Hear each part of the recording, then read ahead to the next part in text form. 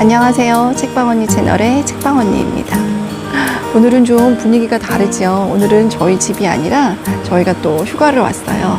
그래서 모처럼 만에 또 저희가 피게의 시간을 갖는데 여러분 피게라고 들어보셨죠? 덴마크 사람들이 그들이 되게 중요하게 생각하는 게 피게 문화가 있나 봐요. 그게 뭐냐면은 함께 모여서 아늑한 시간을 갖는 거. 그래서 우리가 가장 뭐라 그래요? 편안하고 행복한 시간을 떠올려 보면 뭔가 내가 사랑하는 가족들 혹은 친구들과 함께 시간을 보내는 걸 떠올려 보면 우리가 되게 행복하고 편안하잖아요.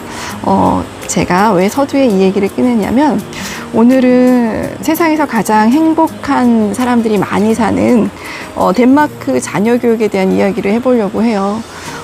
이제 방학하려면 얼마 안 남았잖아요. 그럼 이제 우리 엄마들이 방학하면 애들하고 어떻게 스케줄을 해야 되나, 애들을 뭘 또 가르쳐야 되나, 뭘 하면서 놀아줘야 되나 이런 생각 되게 많이 하잖아요. 그래서 정말 방학한다 그러면 엄마들은 막 머리가 지끈지끈 아프고 엄마로서 이제 계약하는 것 같으니까. 그래서 엄마들이 좀 부담을 덜어드릴 수도 있고, 그리고 정말 우리 아이들을 행복하게 키울 수 있는 방법이 뭘까에 대해서 이 책이 정말 좋은 이야기들을 너무 많이 해주고 있어서 그 얘기를 한번 나눠볼까 합니다. 제목은 우리 아이 어떻게 사랑해야 할까예요. 우리가 아이를 사랑한다고 하지만 그 사랑의 방법들은 굉장히 다양하고 다르잖아요. 그래서 아이들을 가르치는 훈육의 방법들도 부모들마다 또 각 가정마다 또 굉장히 다른 모습들을 가지고 있어요. 그렇다면은 가장 행복지수가 높은, 세계적으로 1973년부터 40여 년에 걸쳐서 가장 행복지수가 높은 나라가 덴마크라고 해요. 그래서 왜 그들이 이렇게 행복지수가 높을까 그랬더니 봤더니 그거는 그들만의 독특한 교육 방법이 있었다라고 합니다. 그 교육 방법이 6가지에 대해서 그 교육 방법을 이야기하고 있는데요. 여기서 보면은 그 6가지가 첫 번째는 놀이하기, 그 다음에 진심으로 아이를 대하는 거, 그 다음에 무엇이든지 새롭게 바라보는 거, 그 다음에 공감해 주는 거, 그 다음에 어떤 훈육의 방법이 좀 다른 방법이 있대요. 그래서 마지막 경고를 하지 않는다라고 해요, 이들은. 그 다음에 연대감과 회개.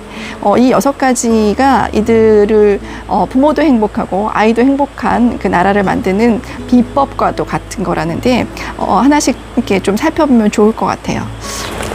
먼저 첫 번째로 놀이하기라는 게 있는데, 사실 이 덴마크 사람들은 놀이를 굉장히 중요하게 여긴다고 해요. 여기서의 놀이라는 거는 뭐 놀아주는 거 말고요. 아이가 혼자 스스로 혹은 친구들과 함께 자신들의 방법들로 자신들이 놀고 싶은 만큼 놀게 해주는 그 자유놀이를 말하는데요.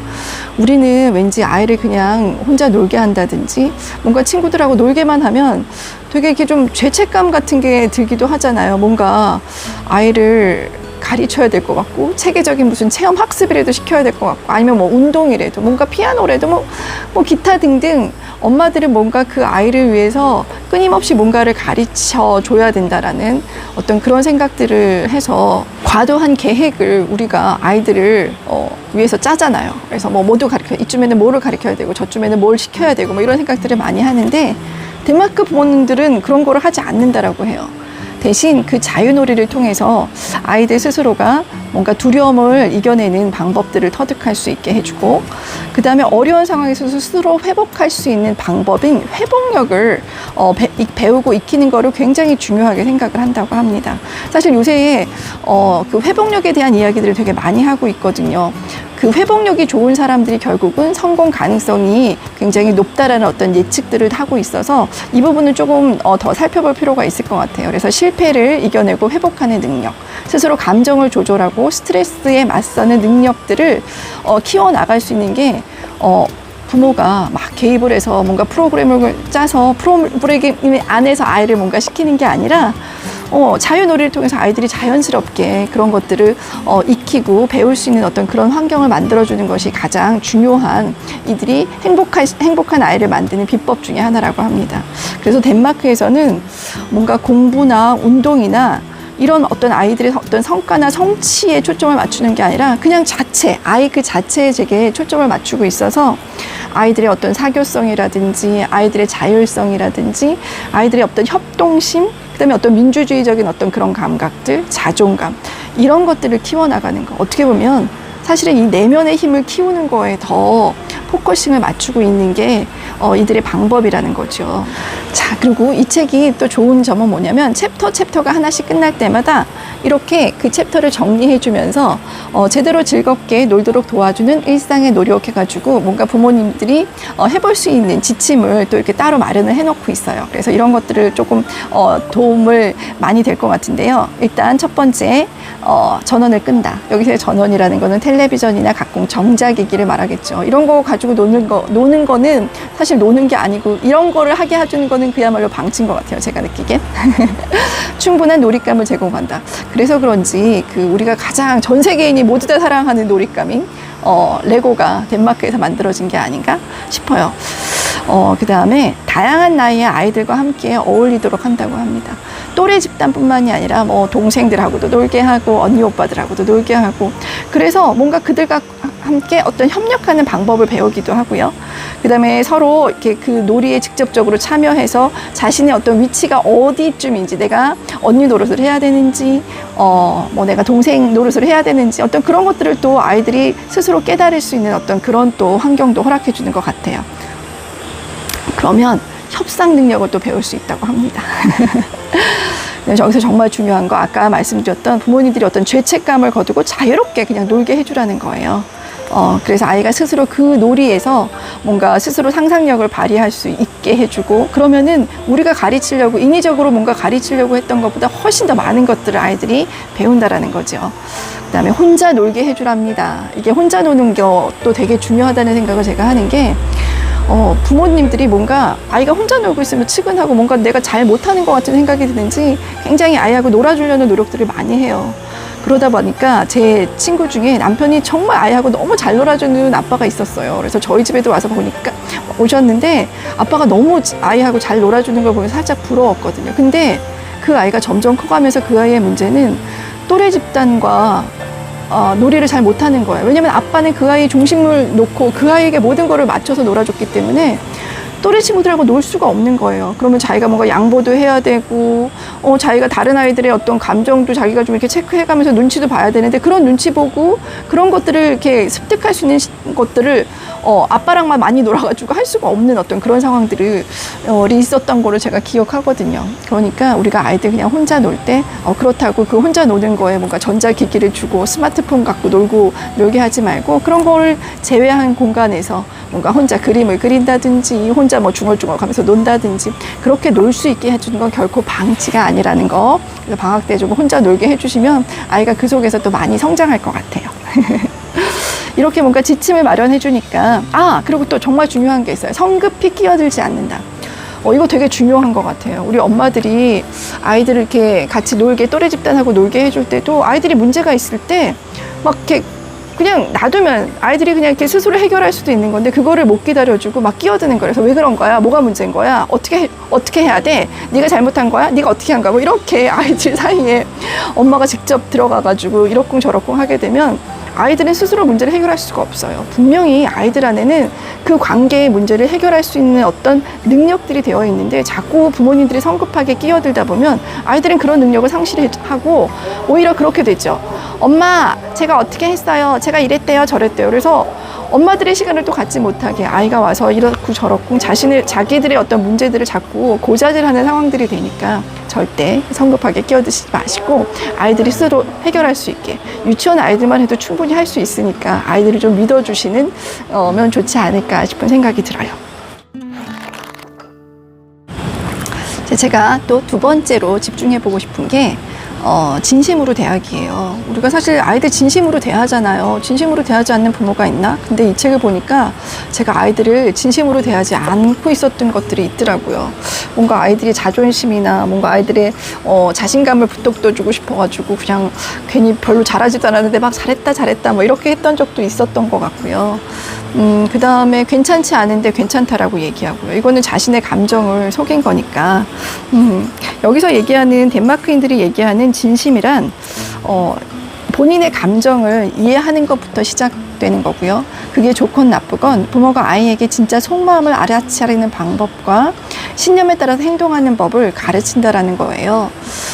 그렇게 따지면 우리는 먼저 내 진심이 무엇인지를 좀 돌아볼 수 있는 어떤 시간이 필요할 것 같고요. 그래서 정말 진심으로 아이를 대하는 거, 아니면 아니라라고 분명히 얘기해 줄 수 있는 거. 어떻게 보면 아이들은 부모님의 굉장히 진짜 거짓말 탐지기 같은 역할을 하기도 해요. 부모의 마음을 잘 알거든요. 근데 엄마가 아빠가 그거에 대해서 정확하게 얘기해 주지 않으면 아이들은 더 혼란스러워 한다라고 여기서 얘기를 하고 있어요. 그래서 이들은 과한 칭찬을 절대 하지 않는다라고 해요. 아까 말씀드렸던 것처럼 별것도 아닌데 막 잘했다고 하고, 이거는 진심은 아니니까요. 그래서 이들의 칭찬법은 과하지 않으면서 어떤 타고난 어떤 재능이나 결과를 가지고 칭찬하는 것이 아니라 그 과정을, 그 노력을 한 것들에 대해서, 애쓰고 수고한 거에 대해서 그것들을 봐주고 인정해주고 존중해주는 그런 어떤 칭찬을 한다고 합니다. 그래서 덴마크인들의 사고방식은 뭔가 이렇게 픽스된, 고정된 어떤 사고방식보다는 끊임없이 어떤 과정 가운데 있고, 그래서 그것이 성장해 갈 수 있는 가능성이 있을 수 있는 성장형 사고를 많이 한다고 해요. 그래서 이것도 정말 우리가 조금 배워야 되지 않을까라는 생각을 해봅니다. 진심을 전하는 육아를 위한 일상의 노력의 지침에 보면, 일단 아까 말씀드렸던 자신에게 솔직해지는 거. 그래서 진짜 나의 감정과 느낌을 잘 파악해서 그것들을 제대로 솔직하게 아이한테 전달해 주는 것부터가 시작이라고 하고요. 그 다음에 아이들한테 부모의 어린 시절 이야기를 예로 많이 들어서 설명을 해준다고 합니다. 근데 사실 저도 이걸 잘하거든요. 뭔가 아이들이 뭔가 불안해할 때, 힘들어할 때, 실패했다고 느꼈을 때 오히려 그때 엄마도 그랬어, 워낙에 그런 거야, 어떻게 다 잘해 라는 얘기를 해주면 아이들은 그것 가운데서 엄마도 그랬어, 굉장히 오히려 편안함을 느끼면서 이질감이 아닌 동질감을 느낀다라는 거죠. 그 다음에 정직을 가르친다라는 거예요. 아이가 옳지 않은 행동을 했을 때 부모는 착한 행동을 하는 것보다는 오히려 정직하게 행동하는 것이 더 중요하다는 걸 깨닫게 해준다라는 거예요. 착한 행동보다 정직한 행동. 뭔가 좀 다시 한번 생각을 해보게 되는 것 같아요. 근데 아이한테 정직한 행동을 하게 해주려면 이건 부모의 태도가 굉장히 중요해요. 뭔가 어떤 상황에 엄마가 막 되게 무서운 표정을 짓고 거의 협박하는 것처럼 너 했어 안 했어? 너 이거 거짓말 아니야? 이렇게 얘기를 하면 아이들은 거짓말을 할 수밖에 없어요. 그런데 어떤 상황에서도 아이들을 좀 편안하게 만들어주고 안심시키고 정말 이렇게 잘 자기 마음을 이야기할 수 있는 상황을 만들어줘야지 아이들이 정직한 행동을 할 수 있다는 거 잊지 않으셨으면 좋겠어요. 그리고 다양한 감정을 다루는 동화책을 읽어준다라고 하는데 어떻게 보면 우리가 되게 잘 알고 있는 안데르센 그 작가도 사실은 덴마크 작가거든요. 근데 그의 그 작품들을 보면 뭔가 이렇게 해피엔딩보다는 이게 뭐지? 하는 어떤 비극적인 결말에 대한 이야기들이 되게 많이 있어요. 이를테면 인어공주도 보면 왕자랑 행복한 게 아니라 결국 인어공주는 물거품이 되어 사라져 버리잖아요. 그런 것처럼 다양한 감정, 해피엔딩, 내지는 권선징악 이런 빤한 것이 아니라 이런 것도 있어? 이렇게도 끝이 날 수 있어? 그러면 그 다음은 어떻게 된 거야? 그래서 뭔가 좀 열린 사고를 할 수 있게 해주고, 감정에 대해서도 슬프고 외롭고 힘들고 이런 것들이 부정적인 감정이라기보단 그냥 당연하게 그런 감정들을 우리가 모두 다 가질 수 있다라는 거에 대해서 부모가 아이들한테 해줄 수 있으면 되게 좋겠다라는 생각이 들어요. 그리고 또 여기 그런 얘기가 나오네요. 행복한 결말뿐 아니라 인생의 다른 여러 모습에 대해서도 아이들하고 마음 터놓고 이야기할 수 있어야 된다는 거죠. 그래서 인생의 굴곡을 간접적으로 어떤 동화를 통해서 경험시켜주고, 또 필요한 어떤 공감과 회복력과 감사함 등의 감정들을 오히려 더 북돋아 줄 수 있다고 해요. 굉장히 중요한 얘기인 것 같아요. 아이들 어리다고 무조건 좋은 거, 행복한 거, 기쁘고 이런 것뿐만이 아니라 다양한 감정에 대해서, 다양한 인생사에 대해서 일찍이 동화를 통해서 아이들 경험시켜 준다면 그 아이는 세상을 보는 그 눈이 굉장히 넓어지고 깊어지지 않을까 싶어요. 그 다음에 노력을 칭찬하는 거, 칭찬을 남발하지 않는 거, 노력에 집중한 칭찬을 하고 솔직하게 표현해 주는 거. 못했으면 못했다라고 얘기를 하고, 근데 그렇게 단정지어 얘기하지 않는다라는 거죠. 너 이거 못했어, 이게 뭐야, 이런 게 아니라 이거는 왜 이렇게 한 거야, 다음번에는 이렇게도 해보면 더 잘할 수 있을 것 같은데 라고, 그렇게 뭔가 칭찬에도 엄마의 지혜가 필요하지 않을까 싶어요. 그리고 또 제가 주목했던 게 새로운 관점으로 바라본다라는 거예요. 이 새로운 관점으로는 여기 그런 얘기가 있어요. 제가 되게 좋아하는 그 만화가 푸거든요. 거기 보면 이오루가 제가 되게 좋아하는 이 캐릭터이기도 한데 이오루가 아직도 눈이 내려 이오루가 우울한 목소리로 말했다. 그러네. 그리고 너무 추워. 춥다고? 응, 너무 추워. 이오루가 말했다. 푸우는 가벼운 소리로 말했다. 그래도 요즘 지진은 안 나잖아. 여기서 뭔가 상황을 부정적으로 보고 힘들게 보는 이오루한테 푸우는 대뜸 느닷없이 그래도 지진은 안 나잖아 라고 얘기할 수 있는 거, 어떻게 보면 이게 유머일 수도 있고요. 어떤 그 현실을 보는 관점을 조금 더 달리 하면 지금의 어려움이 그렇게 어렵고 힘든 일이 아니야 라고 말해줄 수 있는 거. 이 새로운 관점이라는 건 이들은 특별히 어떤 현실적 낙관주의라고 해요. 덴마크 사람들은 그 현실적 낙관주의라는 게 뭐냐면 이들은 어떤 상황에서도 어떤 부정적인 이야기들을 하지 않는데요. 그 부정적인 상황에서도 뭔가 새로운 것들을 발견해서 새롭게 또 기분 좋게 그 상황을 만든다라고 합니다. 그래서 관점을 바꾸기 위한 일상의 노력, 단정적인 언어를 되도록 피하게 한대요. 이건 싫어, 저건 좋아, 절대 뭐 하면 안 돼, 이런 이야기들을 가급적 하지 않고 좀 더 유연하게 관용적인 언어를 이 사람들은 쓴다고 해요. 그렇게 하고 특히 제가 여기서 또 되게 감동이 있었던 건 어떤 사람과 행동을 분리한다라는 거예요. 너는 정말 게을러, 너는 정말 너무 난폭하고 공격적이야, 이런 말을 사용하기보다는 걔가 요즘 좀 게을러졌어, 요즘 들어 좀 공격적인 것 같아. 이 포인트가 저는 굉장히 중요한 것 같아요. 아이한테 너는 이런 아이야 라고 하는 게 아니라 너는 워낙에 그렇진 않는데 요새 좀 그런 행동을 하는 것 같아 라고 봐줄 수 있는 거. 그렇게 이야기를 듣고 자란 아이들은 언제든지 그 행동을 수정할 수 있는데, 단정지어서 너는 게을러, 너는 난폭해, 너는 나빠, 그럼 나는 나쁜 아이고 나는 게으른 아이가 되니까 이거 우리가 정말 특히나 아이들과 함께 있는 그 시간 동안 우리가 조심해야 될 것이 아닌가 싶어요. 늘 아이들을 지지해주는 말을 할 수 있고 유머를 활용하면 더 좋다라는 얘기를 해요. 아이들 방학 때 우리가 정말 아이들을 행복하게 해줄 수 있는 엄마가 됐으면 좋겠어요.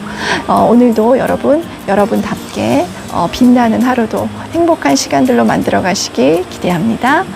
책방언니 좋아요, 구독과는 저에만이 힘이 됩니다. 감사합니다.